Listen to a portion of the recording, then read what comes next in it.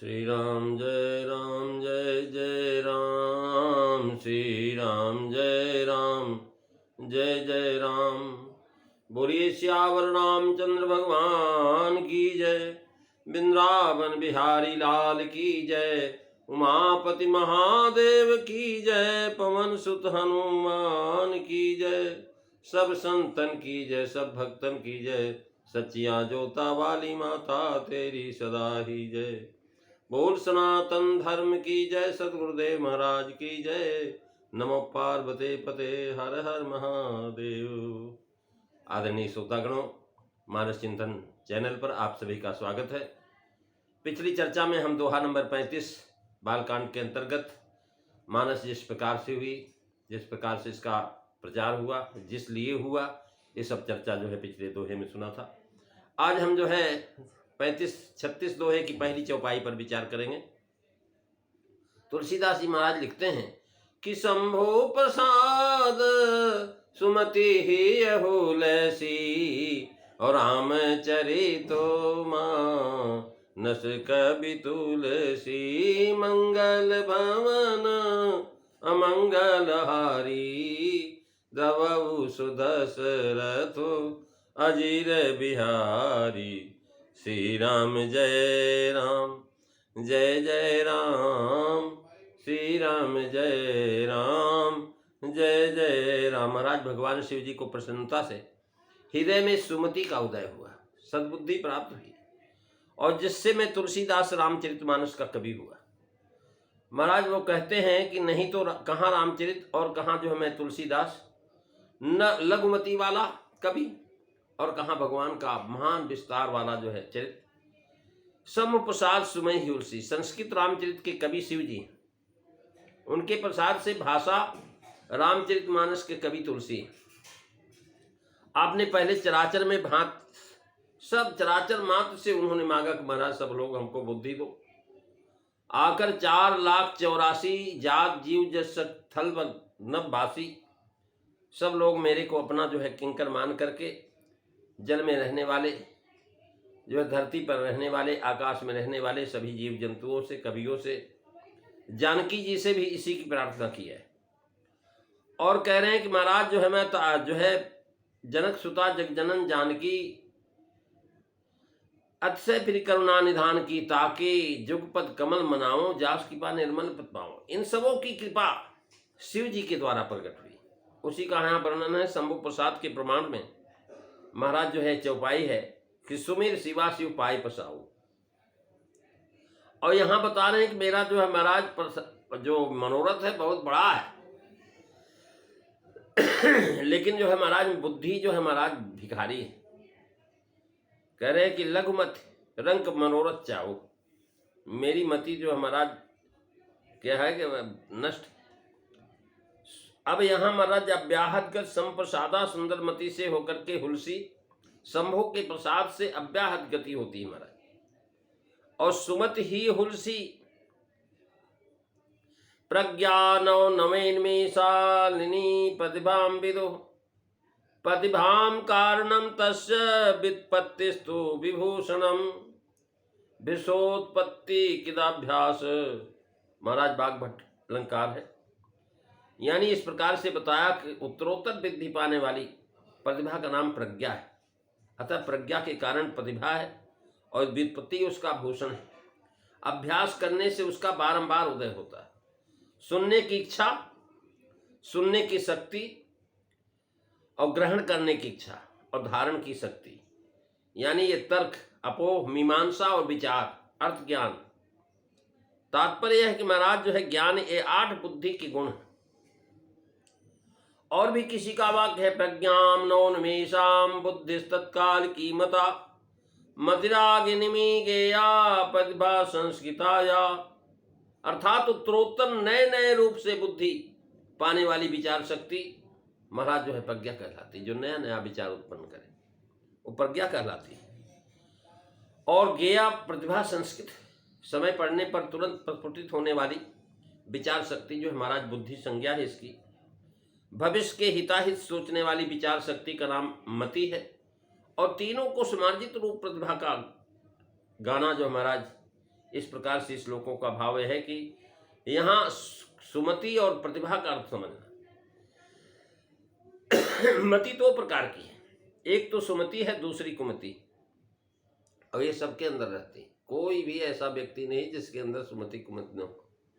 भीषण कहता है सुमति कुमति सब के ओर रहईं, नाथ पुराण निगम यश कहीं, और जहाँ सुमति तहाँ संपत्ति नाना, और जहाँ कुमति तहाँ विपत्ति निधाना। सुमत की अव्याहत गति होती, वह प्रवृत्ति निवृत्ति कार्य आकार भय अभय बंध मोक्ष का जो है यथावत जानती है, इसलिए महाराज उसको कहते हैं सुमति।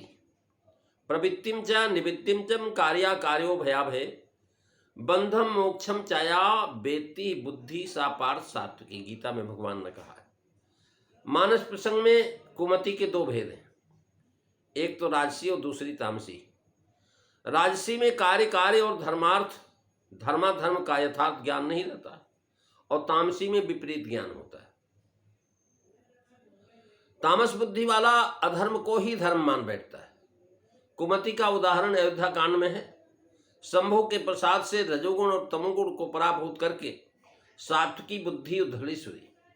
हुलसी शब्द का इस बात जानता है कि पहले जो मत नीची थी, और अपनी मति का कदराना सचाना भी कहाए हैं, और कहते हैं कि मति अति नीच रुचि अच चाहि आछी, चाहिए यमीय जग जुरई न छाछी। अब यहाँ महाराज इसलिए जो कह रहे हैं, कथा कहने में मेरे को महाराज बड़ी कायरता लग रही है। भाव यह है कि रामचरितमानस अपार है, इसको कहने में शारदा शंभु ब्रह्मा और वेद आदि भी असमर्थ। भगवान शंकर इसके जो आदि कवि उन्होंने मति अनुसार कहा है। उन्होंने कहा मैं तब सब कही मोल मत जथा, गिरिजा सुनो ये विशद कथा। ऐसे रामचरितमानस कवि शंभु प्रसाद से मैं हो गया। निर्मल मत होने से ही ऐसी कविता बनती। शंभु की प्रसन्नता न होती तो इनके हृदय में सुमति का उल्लास यानी उमंग नहीं आता। ग्रंथकार का आशय है कि वास्तव में कुछ भी नहीं है, मैं तो कुछ भी नहीं, मुझे कभी कहना ही झूठ है। ग्रंथकार सर्वथा अपने को अहंकार त्याग दिया।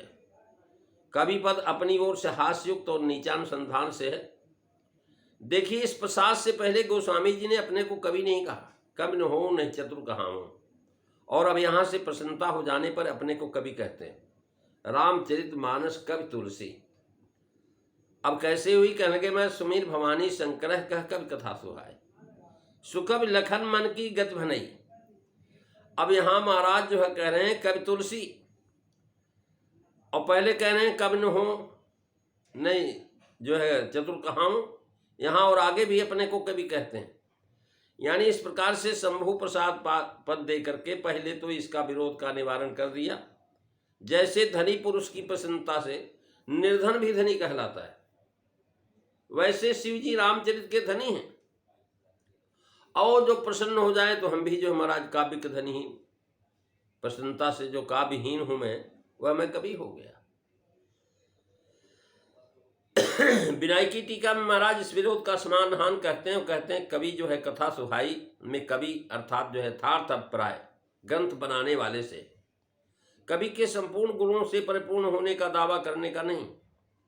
इसके सिवा दोनों अंतिम स्थानों महादेव जी पार्वती जी के प्रसाद से अपने को कवि अर्थात रचयिता कहा है। जब तक शिव और पार्वती की कृपा नहीं होगी, तब तक उनकी कृपा का विश्वास उनके चित्त में नहीं आया, तब तक अपने को कवि कहने योग्य नहीं माना। जैसा आरण कांड में सुतीक्षण मुनि ने श्री रामचंद्र जी से कहा था कि हे प्रभु, भगवान ने कहा भाई कुछ वर मांगो, तो उन्होंने कहा प्रभु मैं वर कबहु न जांचा, समझ न पड़े झूठ का साचा। भाई मैंने तो कभी वरदान मांगा नहीं, झूठा है कि सच्चा है हमें नहीं मालूम। और परंतु रामचंद्र जी के प्रसाद से उन्हें ज्ञान प्राप्त हुआ, तब कहने लगे प्रभु जो दीन सो मैं बर पावा, अब सो देह मोह जो भावा। यानी भगवान की कृपा से उनको जब सुमति मिल गई तो उन्होंने कहा अब मैं जो मांगता हूं तो यानी संपदार्थ पद से उस घटना को ग्रंथकार सूचित करते हैं कि जिसमें शिवजी ने परमहंस रूप में प्रकट होकर के गोस्वामी जी का संस्कृत भाषा में रचा हुआ रामचरितमानस देखने के बहाने ले जाकर के लुप्त कर दिया और स्वप्न में इन्हें आज्ञा दिया कि हिंदी भाषा में इस ग्रंथ को रचो। यह प्रसाद पाकर के हृदय में आह्लाद बढ़ा। तब ग्रंथ के आरंभ में इस घटना को उल्लेख महाराज इस श्लोक में कह दिया है और अन्यत्र भी कहा है कि स्वांत सुखाय तुलसी रघुनाथ गाथा। अब यहां भी वही कह रहे हैं, करई मनोहर मति अनुहारी, सुजन सुचित सुनी लेहु सुधारी। तुलसीदास जी कहते हैं अपनी बुद्धि के अनुसार इसे मनोहर ही बनाता है सज्जनों, सुंदर चित्त से सुन करके आप इसे सुधार लें। यानी जो मैं कथा सुना रहा हूँ अपनी तरफ से तो मैं बढ़िया सुना रहा हूँ और जो है विस्तार से सुना रहा हूँ, लेकिन अगर इसमें कुछ कमी रही हो तो जो सज्जन लोग हैं उसमें से सुधार कर लेंगे। तो इस प्रकार से आप जो है कथा श्रवण कर रहे हैं। प्रभु की कृपा सब पर बनी रहे, मंगल कामनाओं से मैं आज यहीं पर अपनी वाणी को विराम देता हूँ। अगली चर्चा आप अगले दिन श्रवण करेंगे। बोलिए सियावर रामचंद्र भगवान की जय।